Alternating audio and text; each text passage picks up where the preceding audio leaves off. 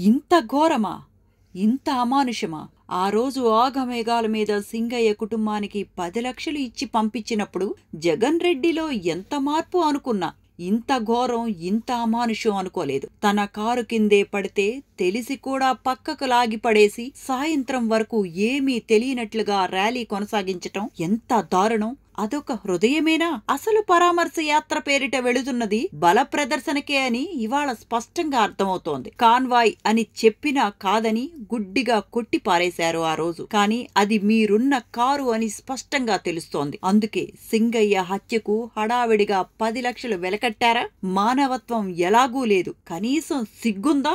ముందు ఆ గుంటూరు పోలీసులపై కేసు నమోదు చేయాలి. కాన్వాయ్ కాదు అని ప్రెస్ మీట్ పెట్టి అబద్ధం చెప్పినందుకు. తెనాలి వీడియోలు ముందుగా లీక్ చేసింది కూడా సదరు జిల్లా ఉన్నతాధికారేనని అప్పట్లో విమర్శలు వచ్చాయి. సంచలన రాజకీయాలకు పెట్టింది పేరు అయిన గుంటూరుకు ఇలాంటి పోలీస్ బాస్ ఉండటం ఆందోళనకరమే. ప్రభుత్వంలో ఉండి ప్రతిపక్షానికి మద్దతు పలకటం సహజమే. కానీ ఇంత ఘోరమైన విషయంలో అసలేం జరగలేదని, ఎవ్వరూ చనిపోలేదని, అసలు సింగయ్య ప్రమాదానికి జగన్ కాన్వాయ్ కాదని పచ్చి అబద్ధాలు చెప్పిన అధికారిని సస్పెండ్ చేయాలి. అతనిపై కేసు నమోదు చేయాలి. అసలు 100 మందితో అనుమతిచ్చి వేలాది మందితో వచ్చినప్పుడే అడ్డుకోకుండా చోద్యం చూసి హరికథలు చెప్పే కూటమి ప్రభుత్వంపై కూడా కేసు పెట్టాలి. జగన్ డ్రైవర్ రమణారెడ్డిపై కేసు నమోదు చేసి అదుపులోకి తీసుకున్నట్లుగా సమాచారం. ఇంతటి ఘోర చావుకి అతనొక కారకుడే. కానీ అతనే పూర్తి బాధ్యత కాదు. A2గా జగన్, A3గా ఆ car owner, Jagan OSD Krishnamohan Reddy పేరిట కేసులు నమోదయ్యాయి. సరిగ్గా అదే సమయంలో ప్లకార్డు పట్టుకుని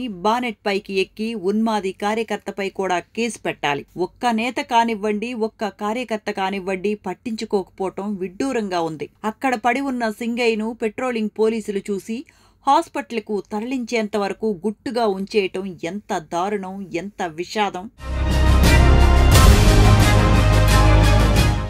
ఎంతో మంది మహానాయకులు ర్యాలీలు చేశారు, చేస్తున్నారు. ఇంత ఘోరం ఎప్పుడూ చూడలేదు. అసలు అంతమందితో అనుమతి లేనప్పుడు ర్యాలీ ఎందుకు? జనానికి తెలుసు మీరేమిటో, మీ పరిపాలనేంటో. ఇంకా ఎన్నికలకు 4 ఏళ్ల సమయం ఉంది. ఓడినా బలుపు ఎంత ఉందో చూపించుకోవటం కోసమా ఈ ప్రదర్శనలు? దళితులపై ప్రేమ ఉందని చూపించుకోవటానికే ఇంతకు ముందు తెనాలి వెళ్లారు. ఇప్పుడు అదే దళితుడు ఏటుకూరు రోడ్డులో మీ కారు కింద పడితే మభ్యపెట్టి రోడ్డు పక్కకు ఈడ్చి వెళ్లిపోయారు. ఒక మనిషి కారు కింద పడితే వెంటనే హాస్పిటల్కి చేరుస్తారు. అది మానవీయత, సామాన్యులు చేసే పని. మరి మాజీ ముఖ్యమంత్రిగా మీరెంత చేయాలి? కనీసం మీరు చూడను కూడా చూడలేదు. ఇదేనా దళిత ప్రేమ? బాధ్యత లేదా?